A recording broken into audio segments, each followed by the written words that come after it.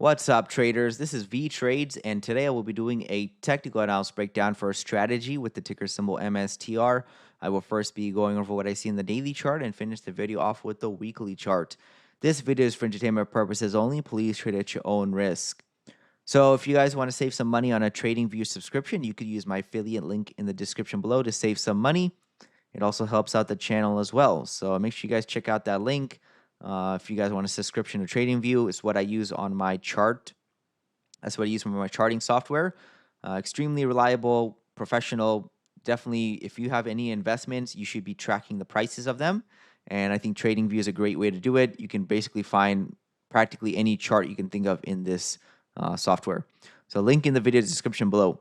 So let's take a look at MSTR. Well, nothing really has changed in the grand scheme of things. We're still most likely going to continue trending down lower towards the 238, 240 level. We just made a new low of the downtrend today, so that's not a good sign. 276.60 was the low, and the day is not over yet. Still have about another hour left, and you can just readjust that trend line.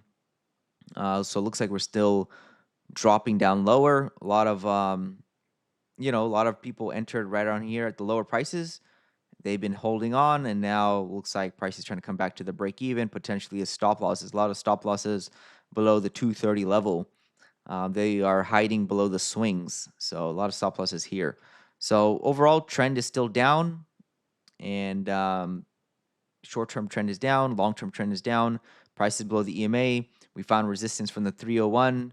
As you can see here, we hit it and then rejected and then trending down lower.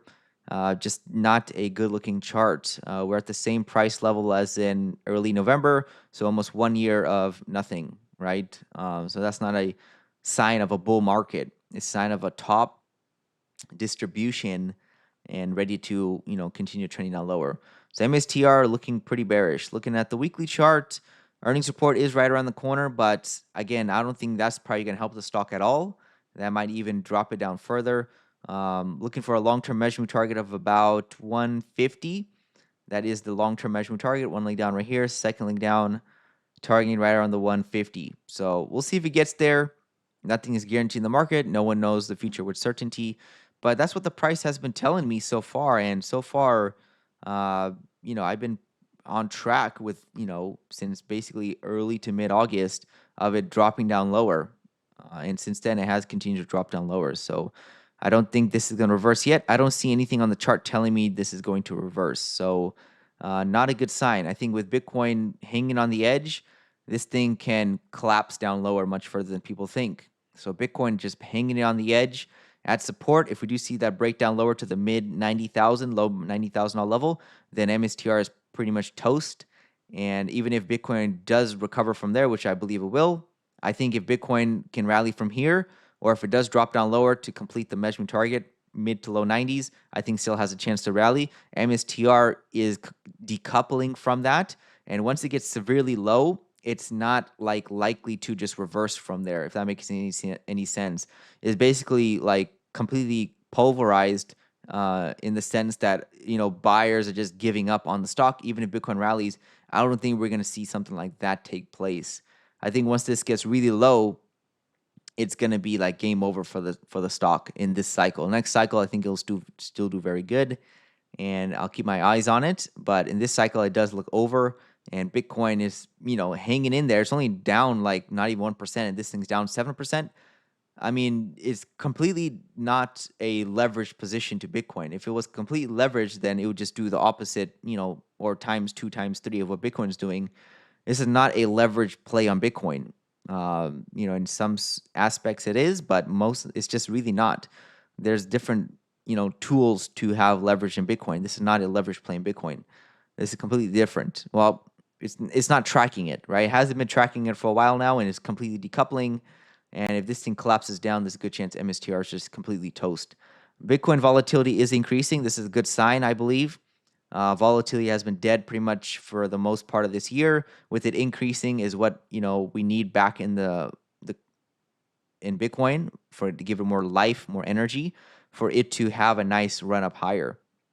And then Bitcoin's chart divided by MSTR's price. So Bitcoin's price divided by MSTR's price gets you this ratio, and we're about to make a new high of this ratio. So continued outperformance holding Bitcoin instead of MSTR, even with them both going down. You can see there's a outperformance going on in this chart. We're about to make a new high and probably head towards that 430 measure move target, and maybe find some resistance there, and we can maybe see a reversal. But other than that, is still showing a outperformance against MSTR, at least in the short term. Volatility increasing, good sign. This is going up towards 430. Bitcoin, it's no one really knows. I mean, I follow some traders who are, professionals, and they do it for a living, and they have no idea if we have topped or not. Um, they don't think we have, and I don't think we have either. But it can be, right? It can be. I don't think it is. I still think probability wise, 85 to 90%, we have not topped as of right now. If we go to mid 90s, I think that's still fine. That's still within the realm of a pullback. If we start going lower than that into the 80s, if we obviously get in the 70s, probably over. You can call it by then. Even if you do see a bounce, it'll probably be lackluster and we'll roll over. So we don't want to go too low. Low to the mid to low 90s is fine. Quick recovery is expected.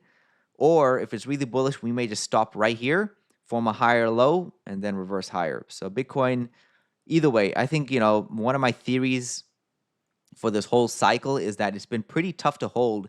They made a new all-time high before the halving, and typically that has not happened.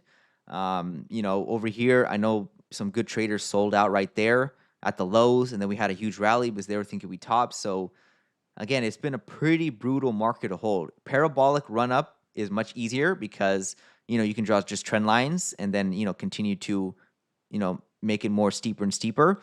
But what do you do when, we kind of been going up and then chopping, wasting a lot of time, and then going up and then chopping, a lot of wasting time. It's very hard to tell if we're reversing or not. So this is definitely a harder market to hold in the grand scheme of things. But I think if this is a repeat pattern of what we've done before, not once, but twice, there's a good chance that this is going to rally probably by the end of the month, early November. If that doesn't happen, then yeah, we probably have seen the top. And then you can expect to get a really cheap Bitcoin, because if we have topped, I mean, it's going to probably at least correct 50% from the highs. That'll take you down to like $62,000 for one whole Bitcoin. Let's just say it gets down to like 60%, $50,000, $49,000 for one Bitcoin. And let's just say typically what it drops down to about, mid to high 70s, that takes you about sub $30,000 for Bitcoin. So, most people can buy a good amount of that, right? Maybe even one. So, that might be a good opportunity. You just don't buy any Bitcoin for one whole year. Next year, end of next year is when you go in all in. So, I feel like this pattern has been happening. Eventually, it's getting a little bit too easy, sell at the end of the 4-year cycle and then buy back in at the next cycle low. I mean, they're making it pretty difficult, right? They know people are kind of following that system, and they're kind of, shaking people out. They're like, okay, I'm going to run this up. I'm going to keep it quiet till end of the year, and then I'm going to rally, right? To like shake people out, and then eventually collapse down into that next cycle low. So they could do something like that. It's kind of getting pretty easy, in terms of everyone knowing a 4-year cycle. So they can't, it can't be an edge anymore, right? If it's that easy.